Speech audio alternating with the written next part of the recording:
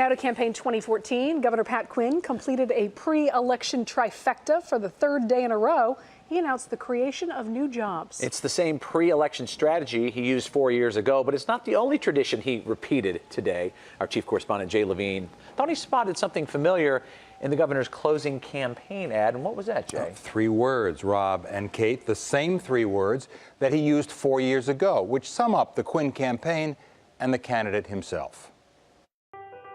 You know me.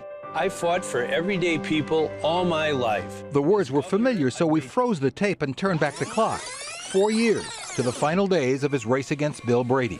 You know me. I've been a fighter all my life. Stop right there and go back to the 2010 primary.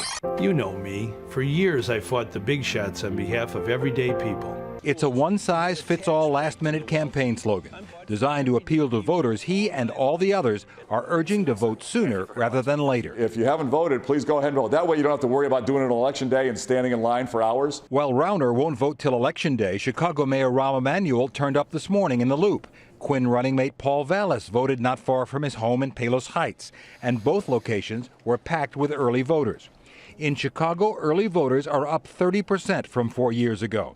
Though the question is whether more early voters still really mean more voters on Election Day. Does the early turnout show that voting is strong, or merely that more people are voting early rather than when they normally would? Well, you know, all the indications that we've been getting is we think voting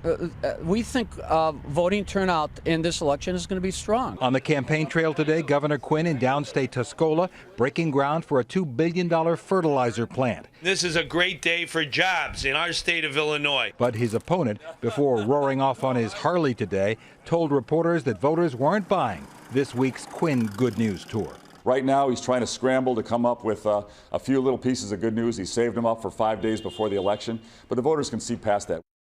You'll probably notice, how can you avoid it, that Rauner last week and Quinn with his final ad today are less strident and confrontational. The final week strategy apparently kinder, gentler candidates as they make their final appeals to voters. Rob and Kate. All right. Thanks, Jay. Appreciate it.